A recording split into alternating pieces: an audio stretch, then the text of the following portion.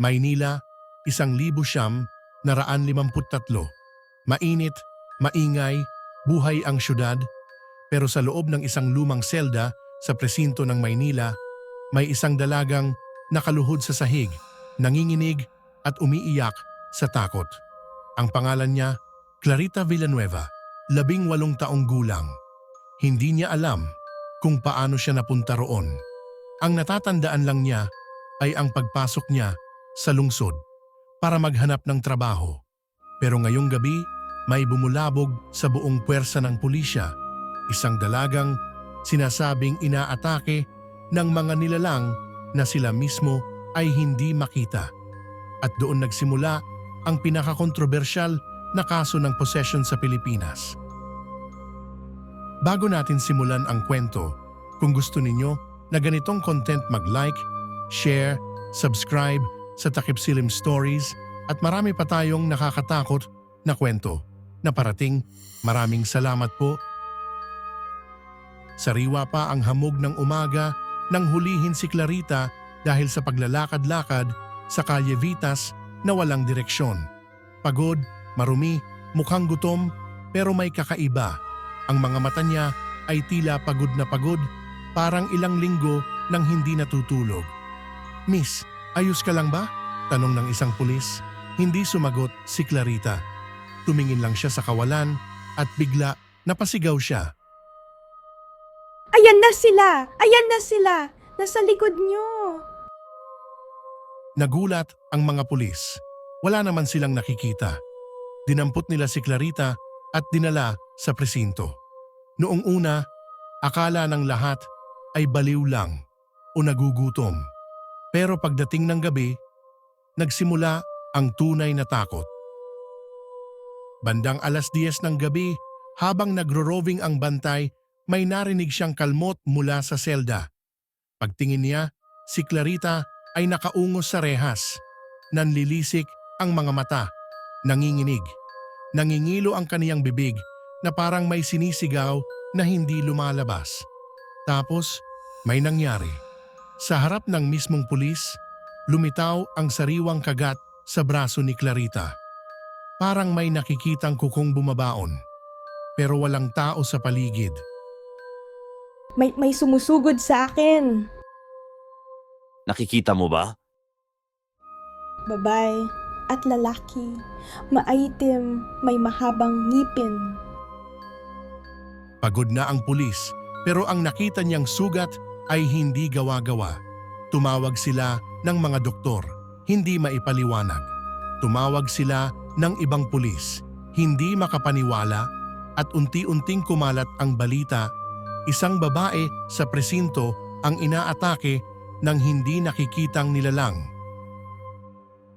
Kinabukasan, dinala si Clarita sa City Jail Hospital. Sinuri siya ng maraming doktor. Pero habang tinatanong siya, biglang nagbago ang boses niya. Mula sa inosenteng 18 anyos na dalaga, naging malalim, parang dalawang boses na nagsasabay. Hindi niyo kami mapapalayas. Amin siya. Nanginig ang mga doktor. Hinanap nila ang pinagmulan ng kakaibang tinig. Pero kay Clarita mismo, lumalabas.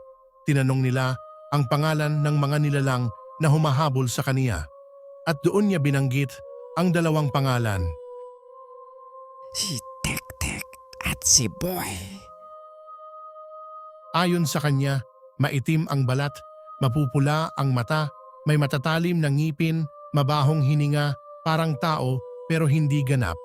Sila raw ang sumusugod, kumakalmot at kumakagat sa kanya. Habang nagkukwento, bigla na lang siyang tumayo kahit nakapusas at inangat ang sarili mula sa kama na parang walang bigat ang katawan.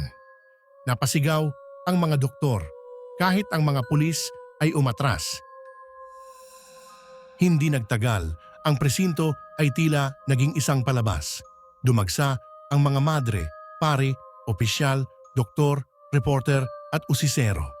Lahat sila nagulat sa kung ano ang nasasaksihan. May mga kagat at galos na lumalabas sa balat ni Clarita nang walang humahawak. Umuuga ang kama tuwing sumisigaw siya. Nagbabago ang boses niya. Minsan, naglalakad siya nang nakasayad ang paa pero nakalutang ang katawan. Pero ang pinakanakakatindig balahibo, bigla siyang magsasalita ng mga wikang hindi niya alam. May Latin, may Spanish, may salitang hindi kilala. Isang doktor ang nakapagbitaw ng linya. Kung ito ay pagkabaliw, napaka-imposible nitong uri. Walang makapagpigil sa paglala ng kondisyon ni Clarita. Walang gamot, walang paliwanag, walang solusyon. Doon pumasok sa eksena si Pastor Lester Sumrall, isang dayuhang misyonaryong pinayagan ng mayor ng Maynila na subukang tulungan si Clarita.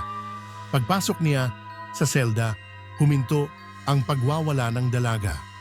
Para bang may presensyang nakakakilala sa kanya. Tinanong siya ng pastor, Clarita, gusto mo bang maligtas?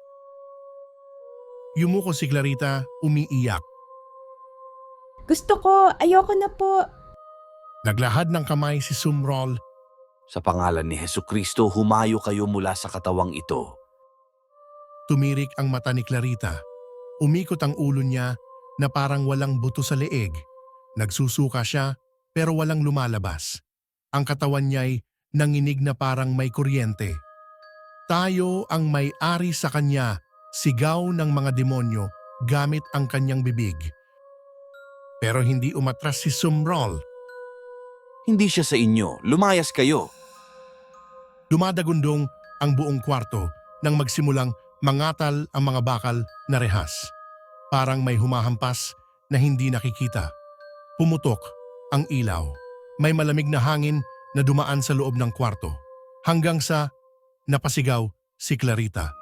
Isang sigaw na hindi pang tao. Napakalalim, napakahaba, at nakakapagpatayo ng balahibo kahit sino. Pagkatapos, tumahimik. Para bang biglang nawala ang bigat sa loob ng selda. Humihingal si Clarita, humagulgol, at dahan-dahang nagsalita. Tapos na po. Tapos na. Matapos ang eksorsismo, hindi na inatake si Clarita ng tek-tek at boy. Nawala ang kagat, nawala ang galos, nawala ang kakaibang tinig. Sa loob ng ilang linggo, naging normal ang dalaga. Noong lumabas siya sa ospital, umalis siya ng tahimik. Walang gustong magsalita kung saan siya tutungo. Ang kaso ay naging bahagi ng kasaysayan. May naniniwala, may nagdududa, may nagsasabing gawa-gawa lang, may nagsasabing tunay na labang espiritual. Pero ang mga doktor, pulis, madre at saksi noong 1953, iisa lang ang pahayag nila. Nakita namin mismo, hindi iyon gawa ng tao. Hanggang ngayon, ang kwento ni Clarita Villanueva ay nananatiling isa sa pinakakilalang kaso ng possession sa buong Pilipinas at isa sa pinakamisteryosong kabanata ng ating kasaysayan.